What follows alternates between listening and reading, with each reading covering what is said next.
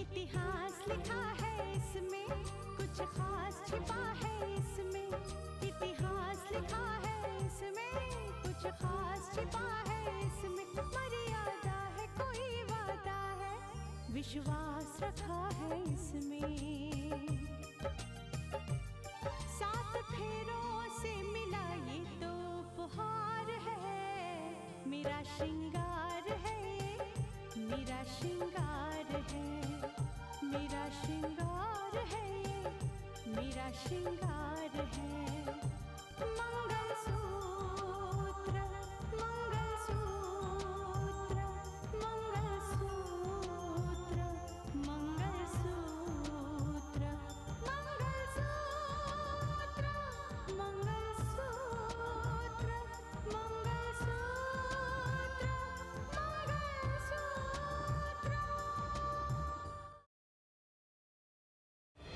जो भी हो साक्षी, चाहे जितने रिश्ते सामने आए, मैंने तुमसे प्यार किया है।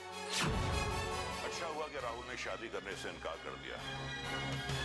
बहुत घमंड था उसे अपने आप पर।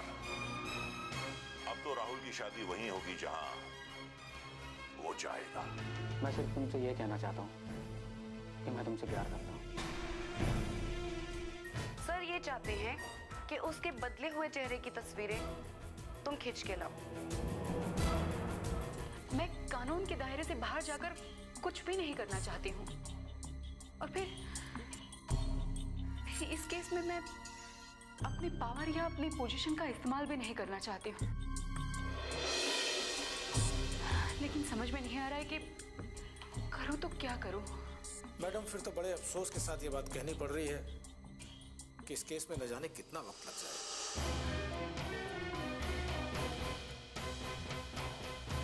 तो जरूरी नहीं कि सच्चाई सामने आती भी है कि नहीं आती। नहीं, सच्चाई तो सामने आएगी, और जरूर आएगी, क्योंकि यही मेरी जिंदगी का मकसद है। तुम्हें पता है,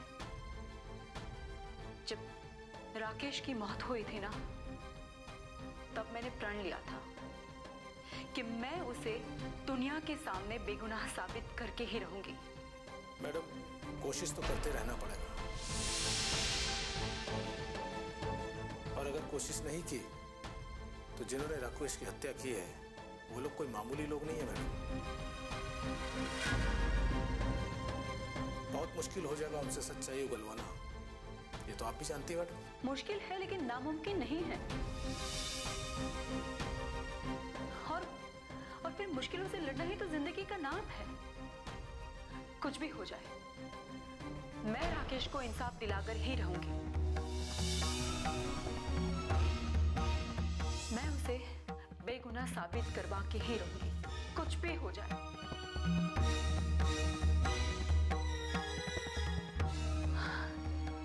रात रात भर मैं सो नहीं पाती हूँ। राकेश का चेहरा मेरी आंखों के सामने आता है और मुझसे पूछता है कि मुझे बेगुनाह साबित कब करोगी।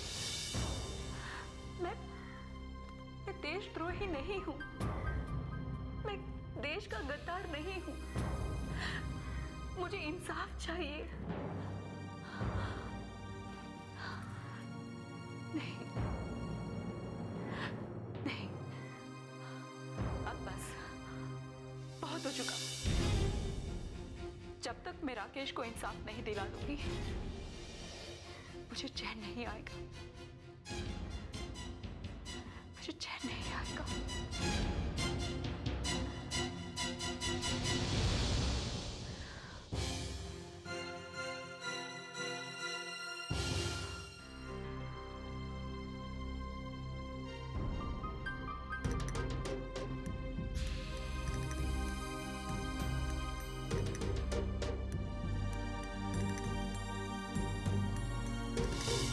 ये मेरी धर्मपत्नी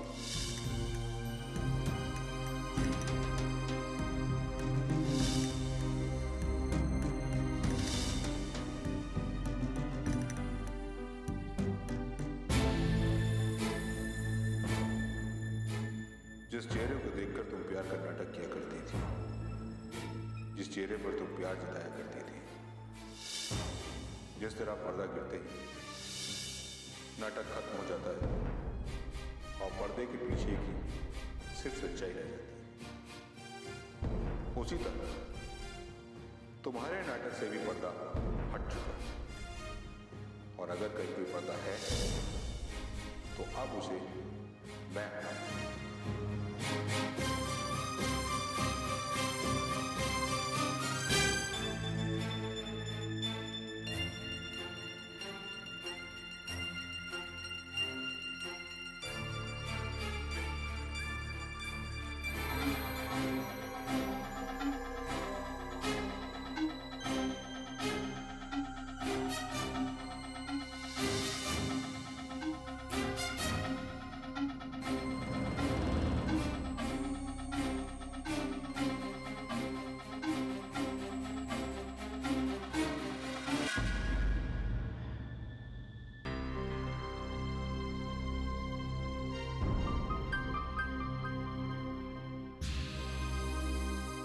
क्या बात है भाग्यवान, इस तरह मुंह लटकाए उदास क्यों बैठी है?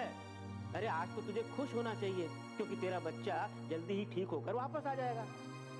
हाँ वो तो ठीक हो जाएगा, लेकिन एक इंसान की पहचान उसका चेहरा हुआ करता है। अब तो उसकी वो पहचान ही खो जाएगी। बात तो तुम्हारी बिल्कुल ठीक है अंजना, लेकिन अगर गौर से देखा जाए तो हमारा अर्जुन अपनी पहचान तो उसी दिन खो चुका था जब उसका एक्सीडेंट हुआ था।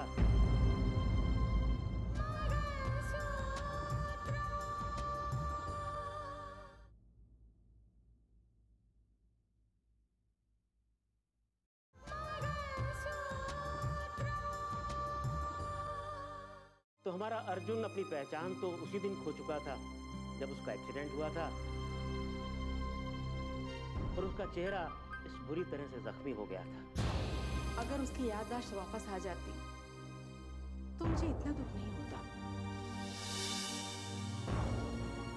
अब तो जिनका बेटा है, अगर वो भी सामने आ जाएंगे तो वो भी उसे नहीं पहचान पाएंगे। इतना मायूस क्यों होती हो अंजना?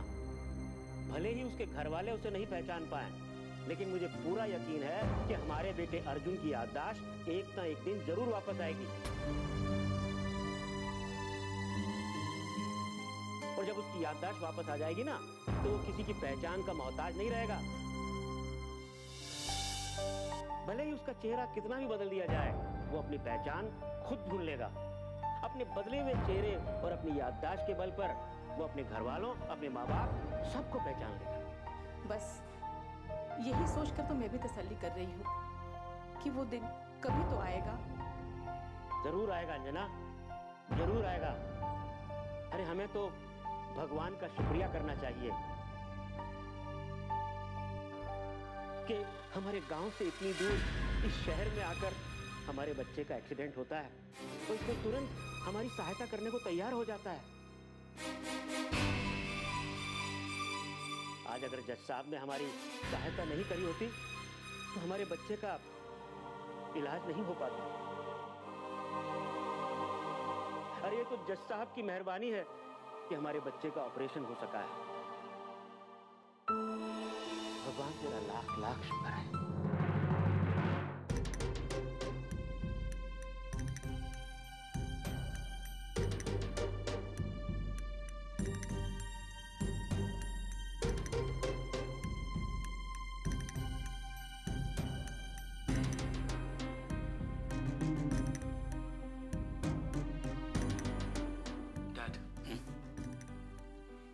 को फोन किया था मैं, सोचा उनसे बात करूंगा, कुछ समझाऊंगा। बेटा वो अगर समझ पाती तो ये नौबत ही ना आती। उन्होंने मेरा फोन ही रिसीव नहीं किया डैड, और मुझे कॉल बैक भी नहीं किया। कोई नाराज होता डैड इस तरह? तो मैंने तुमसे कहा था ना, थोड़ा सब्र रखो, कुछ वक्त गुजर जाने दो। उसका गुस्सा उतरेगा तो खुद ब खुद वापिस आ जाएगी। अरे बहू आओ आओ आओ, कैसी हो? आप कैसे? क्या बात है, ये तुम्हारा चेहरा उतरा हुआ है, सब ठीक तो है? नहीं ऐसा कुछ नहीं है, सब ठीक है। आप कैसे हो? मैं बिल्कुल अच्छा हूँ, एकदम अच्छा हूँ, लेकिन ये तुम दोनों के चेहरे पर ये जो मायूसी है ना, ये अच्छी नहीं लग इस मायूसी की वजह जमालुद्दीन शेख है डैड। उसके बारे में तो आपको पता ही होगा। जानता हूं बेटा, ये वो लोग हैं जिनसे कहीं ना कहीं किसी ना किसी मोड़ पर हमारा सामना हो चुका है। फिर तो आप ये भी जानते होंगे कि जमालुद्दीन शेख एक जराइम पेशा इंसान है। ये एक्सपोर्ट गारमेंट्स का बिजनेस सिर्फ एक दिखावा नहीं है, इसकी आड़ में ये बहुत सारे गलत काम करता है, गलत धंधे करता है। मैं जानता हूं मानस, तुम और रितिका वो रास्ता ढूंढने में लगे हो जिसके जरिए जमालुद्दीन शेख पर हाथ डाला जा सके।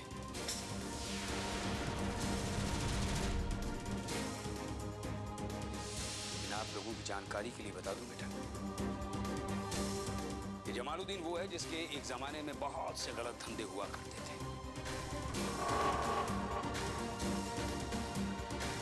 जिनके चक्कर में वो कई बार गिरफ्तार भी हो चुका है। लेकिन अब जो जानकारी मेरे पास है उसके हिसाब से उसने वो सारे गलत धंधे छोड़ दिए। पापा जी, लेकिन कोई तो ऐसा रास्ता होगा ना कि जमालुद्दीन खुद अपना गुनाह पब्लिकली कबूल करे और ये कहे कि उसने राकेश के केस में झूठी गवाही दी थी। और हाँ, वो उन लोगों के भी नाम ले जिनकी वजह से उसने झूठी गवाही दी थी। अगर ऐसा हो जाए तो सारी बात सामने आ जाएगी, लेकिन ऐसा होगा नहीं, ये मैं जानता हूं, क्योंकि अब उस पर हाथ डालना आसान नहीं होगा। गलत रास्तों से ही सही, लेकिन आज उसने बहुत जायदाद इकट्ठा कर ली है, बहुत पैसा उसके पास। ये क्या बात हुई पापा जी? जायदाद बना ली है, पैसा है, तो क्या कानून की आंख में धूल झोंकेगा?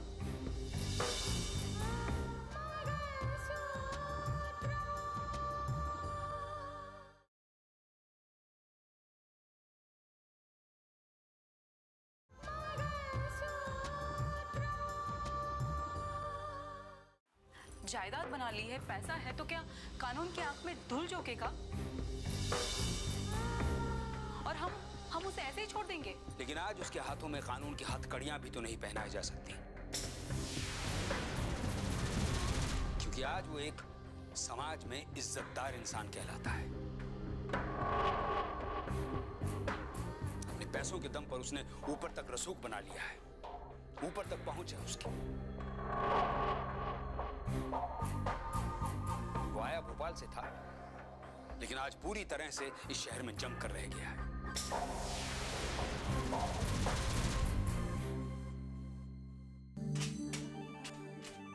अरे एक मिनट समरी, ये क्या पहन रखा है?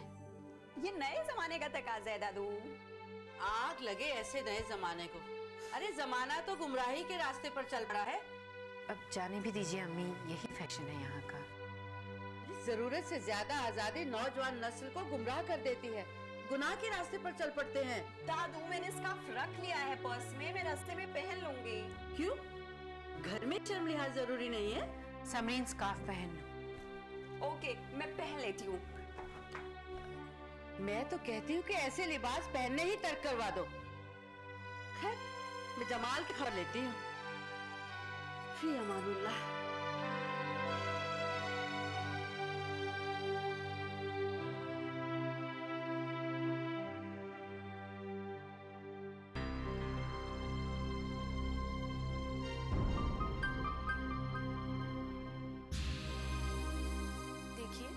अभी थोड़ी देर में इन्हें होश आ जाएगा, लेकिन आप लोग इनसे ज्यादा बात मत कीजिएगा और इन्हें भी मत बोलने दीजिएगा। जख्म अभी ताजा है। जी ठीक है। अरे हाँ, मैंने आपसे इनकी तस्वीर लाने के लिए कहा था। जी वो देखिए, हमें फाइल में लगाना होता है और आपने मुझे इनकी कोई तस्वीर लाके नहीं दी। सिस्टर, सच बताएं तो हमारे पास इसकी कोई तस्वीर ही नहीं है। क्या बात कर रहे हैं आप? ऐसा कैसे हो सकता है? आपके पास इनकी कोई तस्वीर नहीं? यकीन कीजिए सिस्टर, मैं सच कह रहा हूँ, हमारे पास अर्जुन की कोई तस्वीर नहीं है। आप ये बात पहले क्यों नहीं बताई? असल में कहीं कुछ और मामला तो नहीं है? ये आप क्या कह रही हैं? मैं सच कह रही हूँ। ये आपका बेटा है और आपके पास इसकी कोई तस्वीर नहीं है। दरअसल बात ये है कि हम लोग गांव में रहते हैं ना, उसकी तस्वीर थी लेकिन घर में ऐसी आग लगी कि जल गई वो। अभी कुछ दिन पहले ही तो अर्जुन गांव वापस आया है, हमें टाइम ही नहीं मिल पाया तस्वीर खिंचवाने का। मैं नहीं मान सकती। हमारी बात का यकीन कीजिए सिस्टर, हम भला आपसे झूठ क्यों बोलेंगे? आप तो जानती हैं कि हमारे पास तो इसका इलाज करवाने के लिए पैसे भी नहीं थे, वो भी किसी और ने जमा करवाया है। अगर हमारे पास इसकी कोई तस्वीर होती तो उसे आपको देने में हमें क्या हर्ज था?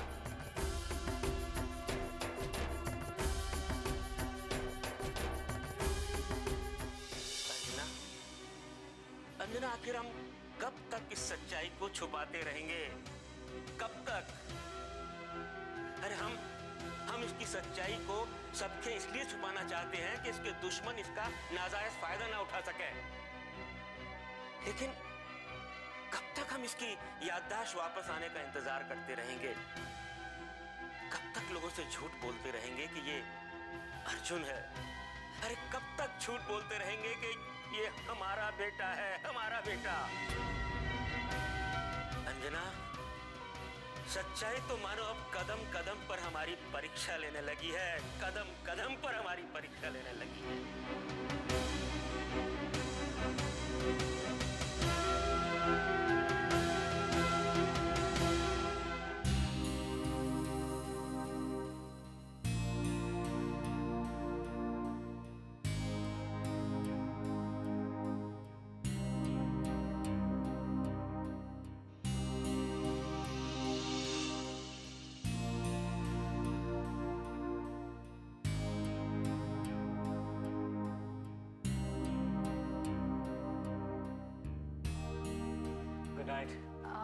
मानस, मैं वो क्या?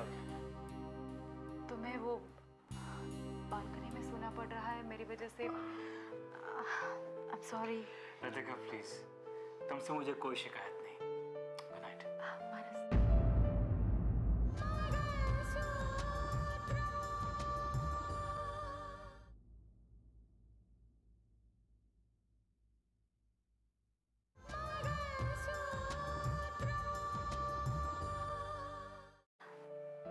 शिकायत तो मुझे अपने आप से है। अब देखो ना, मेरी शादी हुई है तुमसे और फिर भी मैं जब भी तुम्हारे बारे में सोचती हूँ ना, मुझे बहुत बुरा लगता है। अफसोस होता है कि इस साथ तुम्हें क्या मिला। रितिका, मुझे तुम मिली हो, तुम्हारा साथ मिला है, तुम मेरे पास हो, इससे ज्यादा मुझे और क्या चाहिए? हम दोनों एक दूसरे को समझते हैं, एक दूसरे की भावनाओं की कदर करते हैं। मेरे लिए इतना ही काफी है। यकीन नहीं होता कि आजकल के जमाने में भी तुम जैसा अच्छा इंसान हो सकता है। पता है मानस, तुम भी जानती हो और मैं भी जानती हूँ कि मुझे ये शादी नहीं करनी थी, लेकिन फिर भी मम्मी पापा की जिद के आगे मेरी एक ना चली। लेकिन देखो ना, इस शादी से उनको तो बहुत कुछ मिल गया, अब तुम्हें क्या मिला? तुम्हारे बारे में जब भी सोचती हूँ ना, मुझे बहुत बुरा लगता है। I'm so sorry। प्लीज देखो, मेरी बात सुनो।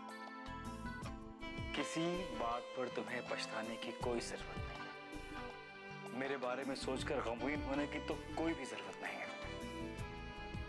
मैं बहुत खुश हूं क्योंकि तुम मेरे साथ हो। क्या? थैंक्स। Good night.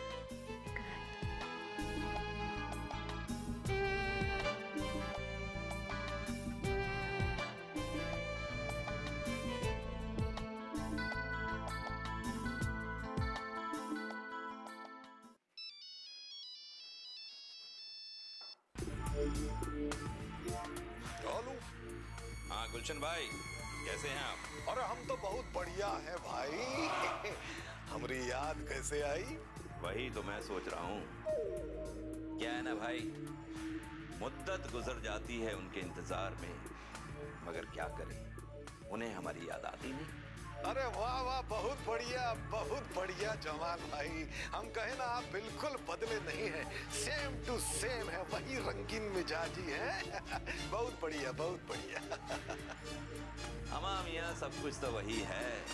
आप कभी मिलिए, बैठेंगे, महफिल जमेगी। अब एक बात बताइए गुलशन भाई, अब खुदा ने जो फितरत दी है वो कैसे बदलेगी? वो तो वही रहेगी ना। हाँ, ये बात भी बहुत बढ़िया की है आप। खैर, एक बात आपसे पूछूं? हाँ पूछिए। वैसे जमाल भैया, हम जानते हैं आप क्या पूछने वाले हैं। आप हमसे वो कलेक्टर साहिबा के बारे में पूछने वाले हैं ना? क्यों है? बिल्कुल सही पहचाना आपने। हमा मियाँ, उनका पूरा परिचय तो हमें कल ही पता चला। हम तो सुनकर हैरान हो गए। अरे परेशान होने वाली कौनो बात नहीं है, बेचारी थोड़ी जिद्दी है। कहा दूसरी शादी हुई है ना, और दूसरी शादी होने के बाद भी औरत अपने पहले पति को ना भूल पाती है। कहती है उसे इंसाफ दिलाएगी। अम्मा, आप कहते हैं कि परेशानी वाली कोई बात नहीं है। दरअसल ये बात तो हमारे लिए बहुत बड़ी परेशानी खड़ी कर सकती है। अरे कुछ नहीं होगा जी, कुछ नहीं कर पाएगी वो।